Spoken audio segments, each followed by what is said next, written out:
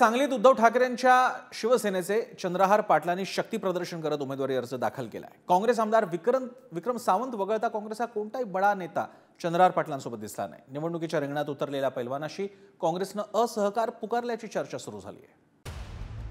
सांगली लोकसभा निवडणुकीच्या आखाड्यात उतरलेल्या डबल केसरी चंद्रहार पाटलांनी शक्ती प्रदर्शन करत उमेदवारी अर्ज दाखल केला।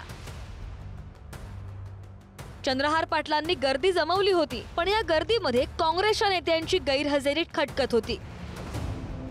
काँग्रेस आमदार विक्रम सावंत वगळता काँग्रेसचा कोणताही स्थानिक नेता चंद्रहार पाटलांच्या रॅलीत दिसत नव्हता। विशाल पाटलांसाठी खिंडा लढवणारे विश्वजित कदम सुद्धा दिसले नाहीत। शिवसेनेची मशाल हातात घेऊन उतरलेल्या चंद्रहार पाटलांना काँग्रेसच्या असहकाराचा सामना करावा लागणार याची चुणूक उमेदवारी अर्ज दाखल करताना दिसली। उमेदवारी अर्ज दाखल करण्यासाठी आलेल्या काँग्रेस आमदार विक्रम सावंतांचे संजय राऊतांना जाहीर आभार मानावे लागले। देशाशी बेईमानी करणारा विचार या मातीमध्ये कधी रुजला नाही। आता सुद्धा या देशाच्या दुसऱ्या स्वातंत्र्याचा लढा सुरू आहे। सांगलीच्या क्रांतिकारकांनी जे स्वातंत्र्य मिळवलं ते स्वातंत्र्य धोक्यात आहे। काही लोक हे स्वातंत्र्य खतम करू इच्छित आहेत।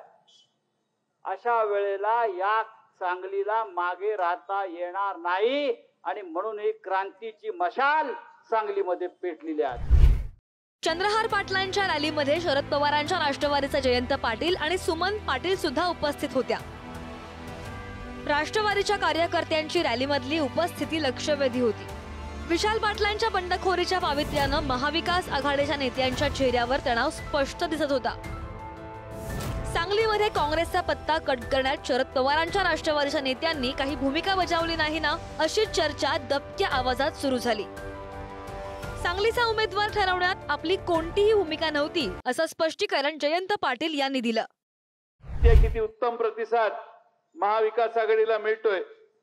अनेक ठिकाणी फार चांगलं यश महाविकास आघाडीला मिळणार आहे आणि म्हणून आपल्या सगळ्या सांगलीकरांना माझी विनंती आहे की महाविकास आघाडीचा निर्णय झालेला आहे। या निर्णयात काँग्रेस, शिवसेना, राष्ट्रवादी काँग्रेस या सगळ्यांनी मिळून आज चंद्रहार पाटील यांच्या मागे ठामपणाने उभा राहून त्यांना विजयी करण्याचा प्रयत्न केला पाहिजे। सांगलीच्या मारुती चौकातल्या सभेचा संदर्भ सांगताना संजय राऊतांनी याच चौकात अनेक पैलवानांनी राजकीय डाव टाकल्याचं सांगितलं। चंद्रहार पाटील सुद्धा याच मारुती चौकात उभे असल्याचं त्यांनी सांगितलं। आपकी बार ये मोदी बीज नहीं चलेगा। ये ईस्ट इंडिया कंपनी है। मोदी म्हणजे ईस्ट इंडिया कंपनी आहे। ही मोदी आणि गुजरात लॉबी म्हणजे ईस्ट इंडिया कंपनी आहे। त्यांना आपल्याला घालवायचं आहे आणि सुरुवात आपल्याला त्या क्रांतीची सांगलीतून करायची आहे। त्या तडीपारीची नोटीस आधी सांगलीत द्या। भाजपचा जो खासदार आहे ना त्याला आज ही जनता त्या भाजपच्या खासदाराला तडीपारीची नोटीस आताच देते आहे। Get out. सांगलीच्या स्वातंत्र्यवीरांनी मिळवलेलं स्वातंत्र्य धोक्यात असल्याचं सांगत चंद्रहार पाटलांनी स्वातंत्र्य मिळवण्यासाठी हाती मशाल घेतल्याचं म्हटलं।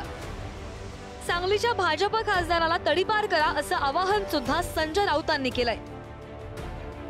काँग्रेसच्या राज्य पातळीवरच्या नेत्यांची सहानुभूती विशाल पाटलांना आहे। विश्वजित कदमांनी सुद्धा महाविकास आघाडीच्या पुण्यातील व्यासपीठावरून मी पहिल्यांदा काँग्रेस कार्यकर्ता आहे आणि मग मवियाचा असं सांगून त्यांची नाराजी जाहीर केली होती। सांगलीमध्ये 2 टर्म खासदार राहिलेल्या संजय काका पाटील यांना आसमान दाखवण्यासाठी महाविकास आघाडीनं एकजूट ठेवणं अपेक्षित आहे। विशाल पाटलांच्या बंडखोरीला स्थानिक काँग्रेस कार्यकर्त्यांची सुद्धा सहानुभूती असल्यानं चंद्रहार पाटलांनी मैदान मारणं अवघड असल्याची चर्चा आहे। मवियामध्ये उत्तर मुंबई आणि सांगलीमध्ये अदलाबदलीची चर्चा सुरू असल्याचं सांगण्यात येत आहे। उमेदवारी अर्ज माघारी घेण्याची मुदत अजून 2 दिवस आहे आणि या 2 दिवसात काही चमत्कार घडेल अशी आशा अजूनही स्थानिक काँग्रेस कार्यकर्त्यांना वाटतेय। स्वप्नील पाटील, पुढारी न्यूज, सांगली।